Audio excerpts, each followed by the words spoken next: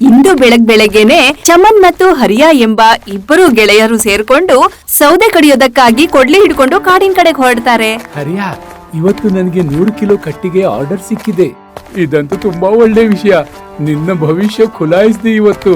ಹಾ ಹರಿಯಾ, ಆದಷ್ಟು ಬೇಗ ಕಾಡಿಗೆ ಹೋಗಿ ಕಟ್ಟಿಗೆ ಕಡಿಯೋಣ. ಬಡವನಾದಂತಹ ಚಮನ್ ತನ್ನ ಗೆಳೆಯನೊಂದಿಗೆ ಉಡಾನ್ಪುರದ ಹೊರಗಡೆ ಇರುವಂತಹ ದೊಡ್ಡ ಕಾಡಿನಲ್ಲಿ ದಿನ ಹೋಗುವ ಹಾಗೆ ಸೌದೆ ಕಡಿಯೋದಕ್ಕಾಗಿ ಹೊರಡ್ತಾರೆ. ಕಾಡನ್ನು ತಲುಪಿದ ಕೂಡ್ಲೆ ಇವರಿಬ್ಬರಿಗೂ ಎದುರುಗಡೆ ನೋಡಿದ್ರೆ ಈ ಪ್ರಾಣಿಗಳ ಮೂಳೆಗಳು ಕಾಣಿಸುತ್ತವೆ. ಅರೆ, ಇದಂತೂ ಯಾವುದೋ ಪ್ರಾಣಿಯ ಅಸ್ಥಿಪಂಜರ. ಇಷ್ಟರವರೆಗೆ ನಾವು ಎಂದೂ ಇಂತಹ ಅಸ್ಥಿಪಂಜರ ಕಂಡಿಲ್ಲ. ನಾವು ಒಮ್ಮೆಲೆ ಇಷ್ಟೆಲ್ಲ ಅಸ್ಥಿಪಂಜರ ಹೇಗೆ ಬಂತು ಇಲ್ಲಿ? ನನ್ಗನ್ಸುತ್ತೆ ಯಾವುದೋ ಅಪಾಯಕಾರಿ ಪ್ರಾಣಿ ಕಾಡಿಗೆ ಬಂದಿದೆ.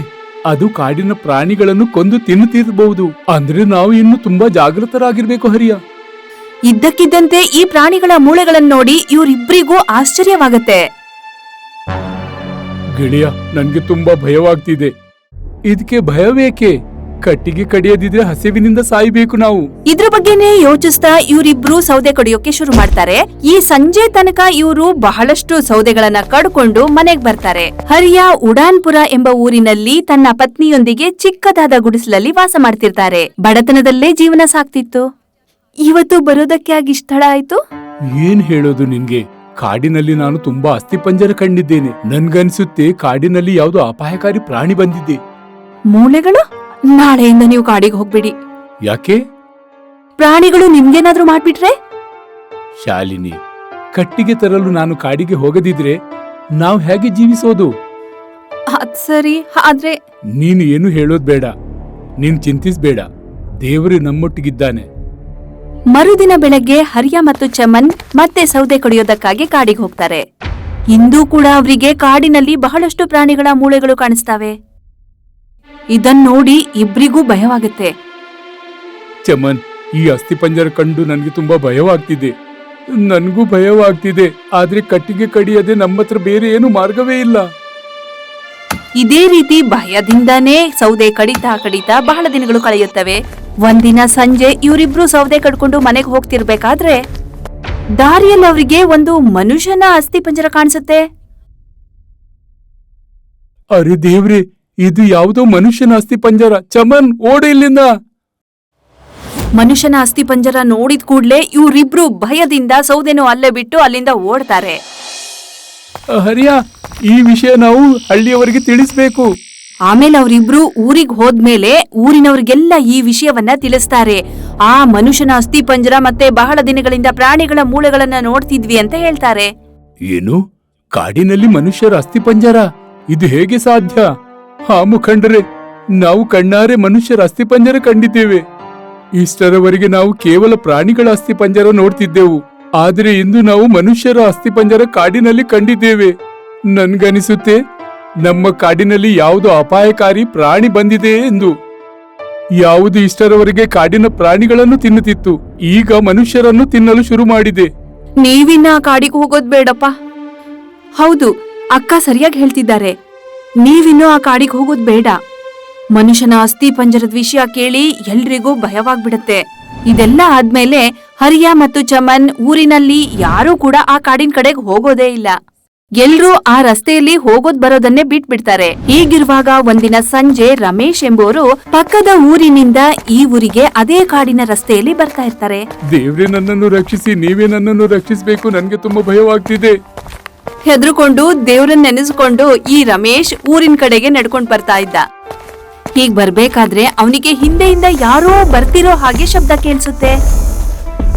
ನನ್ಗೆ ಯಾಕೆ ಹೀಗೆ ಅನಿಸ್ತಿದೆ? ಯಾರೋ ನನ್ನನ್ನು ಹಿಂಬಾಲಿಸ್ತಿದ್ದಾರೆಂದು. ಹೆದರ್ಕೊಂಡೇ ರಮೇಶ್ ಮುಂದೆ ಮುಂದೆ ನಡ್ಕೊಂಡು ಹೋಗ್ತಾ ಇರ್ತಾನೆ. ಅವನಿಗೆ ಮತ್ತೊಮ್ಮೆ ಕೇಳಿಸುತ್ತೆ ಅದೇ ಸೌಂಡ್. ಹೀಗೆ ನನ್ಗೆ ಯಾಕೆ ಅನಿಸ್ತಿದೆ?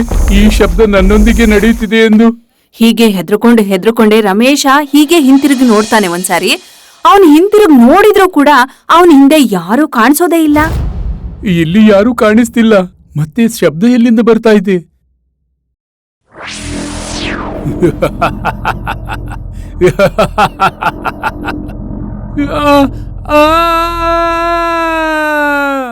ವಾಹ್, ಇಂದು ಇನ್ನೊಬ್ಬ ಮನುಷ್ಯ ಸಿಕ್ಕಿದ.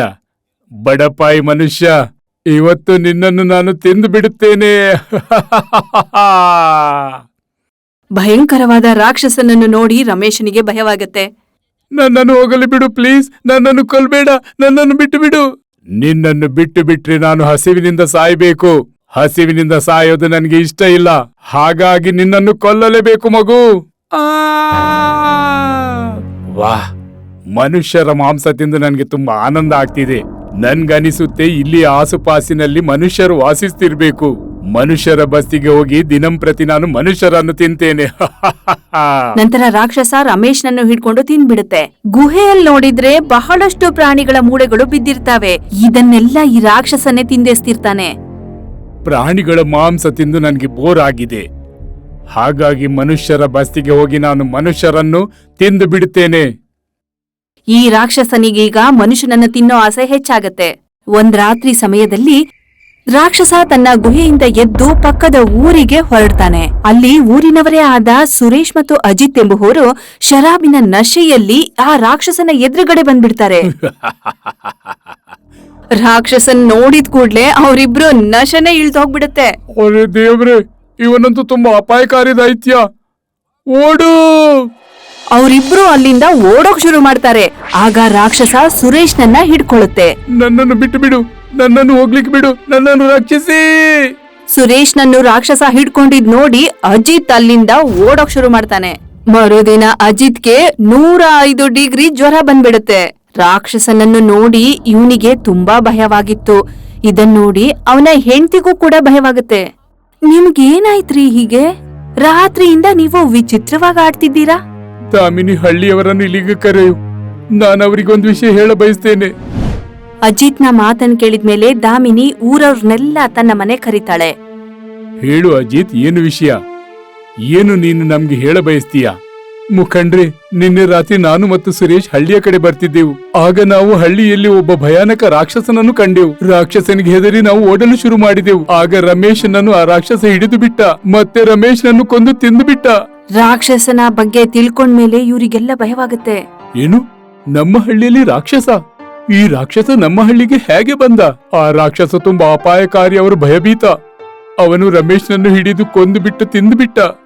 ಅವನೇನು ತುಂಬಾ ಅಪಾಯಕಾರಿ? ಹಾ, ಅವನ ಮುಖ ತುಂಬಾ ಅಪಾಯಕಾರಿ ಮತ್ತು ದೊಡ್ಡದು. ಅವನನ್ನು ನೋಡಿದ ಕ್ಷಣದಿಂದ ನನ್ಗೆ ಹೆದರಿಕೆ ಆಗ್ತಾ ಇದೆ. ಅವನು ಇನ್ನು ಯಾರನ್ನು ಬಿಡೋದಿಲ್ಲ, ನಮ್ಮೆಲ್ಲರನ್ನು ತಿಂದು ಬಿಡ್ತಾನೆ. ಇದನ್ ಕೇಳಿದ್ಮೇಲಂತೂ ಇನ್ನೂ ಭಯ ಹೆಚ್ಚಾಗತ್ತೆ ಇವರಿಗೆ. ಇದ್ರ ಅರ್ಥ ನಮ್ಗೆ ಕಾಡಿನಲ್ಲಿ ಕಂಡಂತ ಅಸ್ಥಿಪಂಜರ ಆ ರಾಕ್ಷಸನಿಂದಲೇ ಆದದ್ದು. ಹಾ, ಅರೆ ದೇವ್ರೆ, ಇನ್ನು ಈ ಹಳ್ಳಿಯಲ್ಲಿ ಇರುವುದು ಖಂಡಿತ ಸಾಧ್ಯವಿಲ್ಲ. ಹಳ್ಳಿಯವರೇ, ನಾವಿನ್ನು ಈ ಹಳ್ಳಿ ಬಿಟ್ಟು ಎಲ್ಲಾದ್ರೂ ದೂರ ಹೋಗ್ಬೇಕು. ಹೆದರ್ಬೇಡ ಪಿಯೂಷ್, ನಾವು ನಮ್ಮ ಹಳ್ಳಿಯನ್ನು ಬಿಟ್ಟು ಎಲ್ಲೂ ಹೋಗೋದಿಲ್ಲ. ಹಳ್ಳಿಯನ್ನು ಬಿಟ್ಟು ಹೋಗದಿದ್ರೆ ಇಲ್ಲಿದ್ದು ಏನ್ ಮಾಡೋದು? ಮೊದ್ಲು ನಾವು ಯೋಚಿಸೋಣ, ಒಮ್ಮೆಲೆ ಆ ರಾಕ್ಷಸ ನಮ್ಮ ಹಳ್ಳಿಗೆ ಹೇಗೆ ಬಂದ? ಹಾ, ನಿನ್ನೆಯವರೆಗೆ ಅವನು ಇಲ್ಲಿ ಕಾಣಿಸ್ತಿರ್ಲಿಲ್ಲ. ಆ ರಾಕ್ಷಸ ನಮ್ಮ ಹಳ್ಳಿಗೆ ಬರುವುದನ್ನು ನಾವು ತಡೆಯಬೇಕು. ಆದ್ರೆ ನಾವು ಹೇಗೆ ತಡೆಯೋದು? ಎಲ್ಲಕ್ಕಿಂತ ಮೊದಲು ನಾವು ಮನುಷ್ಯರ ಬೊಂಬೆಗಳನ್ನು ಮಾಡಬೇಕು. ಆದ್ರೆ ಮನುಷ್ಯರ ಬೊಂಬೆಗಳಿಂದ ಮಾಡೋದೇನು ನಾವು? ಆ ಮನುಷ್ಯರ ಬೊಂಬೆಗಳಲ್ಲಿ ನಾವು ಬಾಂಬ್ ಬಿಡೋಣ. ಆಮೇಲಿನ ವಿಷಯ ನನ್ಗೆ ಬಿಟ್ಟು ಬಿಡು. ನಡೀರಿ, ಆದಷ್ಟು ಬೇಗ ಬೊಂಬೆ ತಯಾರಿಸೋಣ. ಬಲರಾಮನ ಮಾತಿನಂತೆ ಎಲ್ರೂ ಸೇರ್ಕೊಂಡು ಮಣ್ಣಿನಿಂದ ಮನುಷ್ಯನ ಮೂರ್ತಿಯನ್ನ ಮಾಡ್ತಾರೆ. ಸಂಜೆ ಆಗೋಷ್ಟರಲ್ಲಿ ಬಹಳಷ್ಟು ಮನುಷ್ಯರ ಮೂರ್ತಿಗಳನ್ನ ಮಾಡಿ ಅದ್ರೊಳಗೆ ಈ ಪಟಾಕಿ ಪುಡಿಯನ್ನ ತುಂಬ್ತಾರೆ.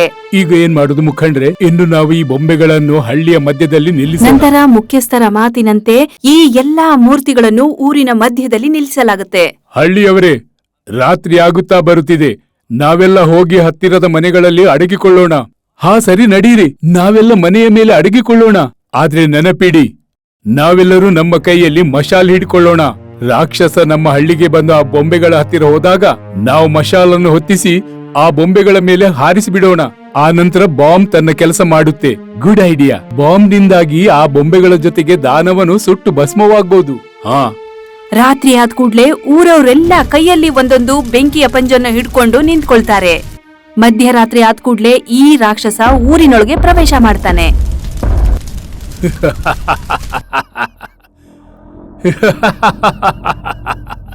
ಅರೆ ದೇವ್ರೆ, ಈ ರಾಕ್ಷಸ ತುಂಬಾ ಅಪಾಯಕಾರಿ. ಊರೊಳಗೆ ಬಂದ್ ಕೂಡ್ಲೆ ಈ ರಾಕ್ಷಸ ಪುತ್ಥಳಿಗಳನ್ನ ನೋಡಿ ಮನುಷ್ಯರು ಅಂತ ತಿಳ್ಕೊಂಡು ಖುಷಿಯಾಗ್ಬಿಡ್ತಾನೆ. ಅರೆ ವಾ, ಇಷ್ಟೆಲ್ಲ ಮಾನವರು. ರಾಕ್ಷಸ ಮಣ್ಣಿನ ಪುತ್ಥಳಿಗಳನ್ನು ನಿಜವಾದ ಮನುಷ್ಯರು ಅಂತ ತಿಳ್ಕೊಂಡು ಅವನ್ ತಿನ್ನೋಕೆ ಮುಂದೆ ಬರ್ತಾನೆ. ರಾಕ್ಷಸ ಪುತ್ಥಳಿಗಳ ಮುಂದೆ ಬಂದ್ ಕೂಡ್ಲೆ ಈ ಊರವರೆಲ್ಲ ಬೆಂಕಿಯ ಪಂಚನ್ನು ಒಂದೊಂದಾಗಿ ಇದ್ರ ಮೇಲೆ ಎಸ್ತ್ ಬಿಡ್ತಾರೆ. ಅರೆ ಇದೇನು, ಇದು ಬಾಂಬ್ನ ಬೊಂಬೆ. ಈ ಮಣ್ಣಿನ ಮೂರ್ತಿಗಳೊಂದಿಗೆ ರಾಕ್ಷಸ ಕೂಡ ಸುಟ್ಟು ಹೋಗ್ತಾನೆ. ಆ, ಆ, ಆ, ರಾಕ್ಷಸ ಕಿರುಚಾಡುತ್ತಾ ಅಲ್ಲಿಂದ ಓಡೋಕ್ ಶುರು ಮಾಡುತ್ತೆ. ಆ, ಆ, ಆ. ಸ್ವಲ್ಪ ಕ್ಷಣದಲ್ಲೇ ರಾಕ್ಷಸನೂ ಕೂಡ ಸುಟ್ಟು ಭಸ್ಮವಾಗ್ಬಿಡತ್ತೆ. ಹಳ್ಳಿಯವರೇ, ಇನ್ನು ಆ ರಾಕ್ಷಸ ಪೂರ್ತಿಯಾಗಿ ಸುಟ್ಟುಕೊಂಡು ಭಸ್ಮವಾಗ್ತಾನೆ. ನೀವೆಲ್ಲ ನಿಮ್ಮ ಮನೆಗೆ ಹೋಗಿ. ರಾಕ್ಷಸ ಸತ್ತೋಗಿದ್ದಾನೆ ಅನ್ಕೊಂಡು ಊರವರೆಲ್ಲ ತಮ್ಮ ತಮ್ಮ ಮನೆಗೆ ಹೋಗ್ತಾರೆ. ಆದ್ರೆ ರಾಕ್ಷಸ ಮಾತ್ರ ಇನ್ನೂ ಸತ್ತೇ ಹೋಗಿರ್ಲಿಲ್ಲ. ಅದು ಸುಡ್ತಾ ಇರ್ಬೇಕಾದ್ರೆ ತನ್ನ ಗುಹೆಗೆ ಹೋಗ್ಬಿಡತ್ತೆ. ಹಳ್ಳಿಯವರು ನನ್ನನ್ನು ಸುಟ್ಟು ಬಿಟ್ರು, ಇನ್ನು ನಾನು ಅವರನ್ನು ಬಿಡೋದಿಲ್ಲ, ಎಲ್ಲರನ್ನು ತಿಂತೇನೆ. ರಾಕ್ಷಸ ಇಲ್ಲಿ ಕೋಪ ಮಾಡ್ಕೊಂಡು ನಿಂತಿರುತ್ತೆ. ಊರವರೆಲ್ಲ ಇಲ್ಲಿ ಖುಷಿಯಲ್ಲಿರ್ತಾರೆ. ಹಳ್ಳಿಯವರೇ, ಆ ರಾಕ್ಷಸ ತುಂಬಾ ಅಪಾಯಕಾರಿ. ನನ್ಗನಿಸೋದಿಲ್ಲ ಈ ಬೆಂಕಿಯಿಂದ ಅವನು ಸತ್ತಿರಬಹುದೆಂದು. ಆಗ ಊರಿನ ಒಬ್ಬ ಹುಡುಗ ಓಡುತ್ತಾ ಬರ್ತಾನೆ. ಮುಖಂಡ್ರೆ, ಮುಖಂಡ್ರೆ. ಏನಾಯ್ತು ರಮೇಶ್, ಯಾಕಿಷ್ಟು ಗಾಬರಿಗೊಂಡಿದ್ದೀಯಾ? ಮುಖಂಡ್ರೆ, ಆ ರಾಕ್ಷಸ ಜೀವಂತವಾಗಿದ್ದಾನೆ. ನಾನು ನನ್ನ ಕಣ್ಣಾರೆ ಅವನು ಗುಹೆಯೊಳಗೆ ಹೋಗುವುದನ್ನು ನೋಡಿದ್ದೇನೆ. ಹೇ ದೇವ್ರೆ, ಈಗೇನು ಮಾಡೋದು? ನಾವು ಅವನನ್ನು ಸುಟ್ಟು ಇನ್ನೂ ಅವನಿಗೆ ಕೋಪ ಭರಿಸಿದ್ದೇವೆ. ಅವನು ಪ್ರತೀಕಾರ ಮಾಡಲು ಖಂಡಿತ ಇಲ್ಲಿಗೆ ಬರ್ಬೋದು. ಈಗೇನು ಮಾಡೋದು? ಇನ್ನು ನಾವು ಬಾಬಾರ ಹತ್ತಿರ ಹೋಗ್ಬೇಕು. ಯಾಕೆಂದ್ರೆ ಇನ್ನು ಬಾಬಾರವರೇ ರಾಕ್ಷಸನಿಂದ ನಮ್ಮನ್ನು ರಕ್ಷಿಸಬಹುದು. ಮರುದಿನ ಊರವರೆಲ್ಲ ಸೇರ್ಕೊಂಡು ಊರಿಗೆ ಒಬ್ಬ ಶಕ್ತಿಶಾಲಿ ಋಷಿಗಳನ್ನ ಕರೆಸ್ತಾರೆ. ಈ ಬಾಬಾ ಅವರಿಗೆ ಎಲ್ಲಾ ರಾಕ್ಷಸನ ಬಗ್ಗೆ ಹೇಳ್ತಾರೆ. ಚಿಂತಿಸಬೇಡಿ ಹಳ್ಳಿಯವರೇ, ರಾತ್ರಿ ನಾನು ಈ ಹಳ್ಳಿಗೆ ಬರ್ತೇನೆ ಮತ್ತು ಆ ರಾಕ್ಷಸನನ್ನು ಮುಗಿಸಿ ಬಿಡ್ತೇನೆ. ಬಾಬಾ ಅವರು ಅಲ್ಲಿಂದ ಹೊರಟೋಗ್ತಾರೆ. ರಾತ್ರಿ ಆದ ಕೂಡ್ಲೆ ಮತ್ತೆ ರಾಕ್ಷಸ ಅದೇ ಊರಿಗೆ ಬಂದ್ಬಿಡುತ್ತೆ. ಎಲ್ಲಿ ಅಡಗಿಕೊಂಡಿರಿ ನನ್ನನ್ನು ಸುಟ್ಟು ಹಾಕಿದವರು, ಹೊರಗೆ ಬನ್ನಿ. ನೋಡಿ, ನಿಮ್ಮ ಮೃತ್ಯು ನಿಮ್ಮ ಕಣ್ಣಾರೆ ನಿಂತಿದೆ. ಊರವ್ರು ಯಾರು ಹೊರಗಡೆ ಬರ್ದೇ ಇರೋ ಕಾರಣ ರಾಕ್ಷಸ ಊರಲ್ಲಿ ಜೋರಾಗಿ ಕಿರ್ಚಾಡೋಕ್ ಶುರು ಮಾಡುತ್ತೆ.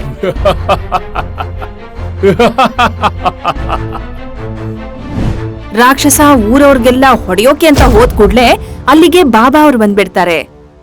ಓಂ ಬ್ರೀಂ ಕ್ಲೀಂ ಚಾಮುಂಡಾಯ ನಮಃ, ಓಂ ಬ್ರೀಂ ಕ್ಲೀಂ ಚಾಮುಂಡಾಯ ನಮಃ. ಸ್ವಲ್ಪ ಕ್ಷಣದಲ್ಲೇ ಬಾಬಾ ಅವರು ರಾಕ್ಷಸನನ್ನ ತನ್ನ ವಶಕ್ಕೆ ತಗೊಳ್ತಾರೆ. ಹೇಳು, ಎಲ್ಲಿಂದ ಬಂದಿದ್ದಿ ನೀನು? ಮತ್ತೆ ಈ ಹಳ್ಳಿಯವರನ್ನು ಯಾಕೆ ಕೊಲ್ತಿದ್ದೀಯಾ? ಈ ಹಳ್ಳಿಯವರು ನನ್ನನ್ನು ಬೆಂಕಿಯಿಂದ ಸುಟ್ಟಿದ್ದಾರೆ ಬಾಬಾ. ನಾನು ಇವರೆಲ್ಲರನ್ನು ಕೊಂದು ಬಿಡ್ತೇನೆ. ನಾನಿರುವಾಗ ಈ ಹಳ್ಳಿಯವರಿಗೆ ನೀನು ಏನು ಮಾಡಲು ಸಾಧ್ಯವಿಲ್ಲ ರಾಕ್ಷಸ್. ಬಾಬಾ, ಇಂದು ನೀನು ಈ ಹಳ್ಳಿಯವರನ್ನು ರಕ್ಷಿಸಬಹುದು. ಆದ್ರೆ ನೆನಪಿಡು, ನಾನು ಮತ್ತೊಮ್ಮೆ ಇಲ್ಲಿಗೆ ಬರ್ತೇನೆ. ನಾನು ಇನ್ನೊಮ್ಮೆ ಬಂದಾಗ ಈ ಹಳ್ಳಿಯ ನಾಮಾವಶೇಷ ನಾನು ಮುಗಿಸಿ ಬಿಡ್ತೇನೆ. ಇದನ್ ಕೇಳಿ ಊರವ್ರಿಗೆಲ್ಲ ಗಾಬರಿ ಆಗುತ್ತೆ. ನಾನು ನಿನ್ನ ವಾಪಸ್ ಬರಲು ಬಿಡುವುದೇ ಇಲ್ಲ. ಬಾಬಾ ಅವರು ರಾಕ್ಷಸನ ಶಕ್ತಿಯನ್ನು ಈ ಬಾಟಲಿಗೆ ತುಂಬಿಡ್ತಾರೆ. ಹಳ್ಳಿಯವರೇ, ಇನ್ನು ನೀವು ಈ ರಾಕ್ಷಸನಿಗೆ ಹೆದರುವ ಅಗತ್ಯವಿಲ್ಲ. ನಿಮಗೆ ತುಂಬಾ ಧನ್ಯವಾದ ಬಾಬಾ. ನೋಡಿದ್ರ ಹಳ್ಳಿಯವರೇ, ನೋಡಿದ್ರ ನೀವು ಅವನ ಕೋಪ, ಅವನ ಮಾತು ಕೇಳಿ ನನ್ಗನಿಸುತ್ತೆ ಅವನು ಖಂಡಿತ ಪ್ರತೀಕಾರ ಮಾಡಲು ಇನ್ನೊಮ್ಮೆ ಬರಬಹುದು. ಆದ್ರೆ ಇನ್ನು ಹೆದರುವ ಅಗತ್ಯವಿಲ್ಲ.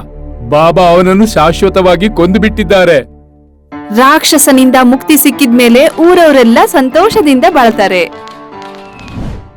ನಿಮ್ಗೆ ನಮ್ಮ ವಿಡಿಯೋ ಇಷ್ಟ ಆಗಿದ್ರೆ ಕೂಡಲೇ ನಮ್ಮ ಚಾನೆಲ್ ಅನ್ನ ಸಬ್ಸ್ಕ್ರೈಬ್ ಮಾಡಿ. ಮತ್ತೆ ವಿಡಿಯೋನ ಲೈಕ್ ಮತ್ತೆ ಶೇರ್ ಮಾಡೋದನ್ನ ಮರಿಬೇಡಿ. ಧನ್ಯವಾದ.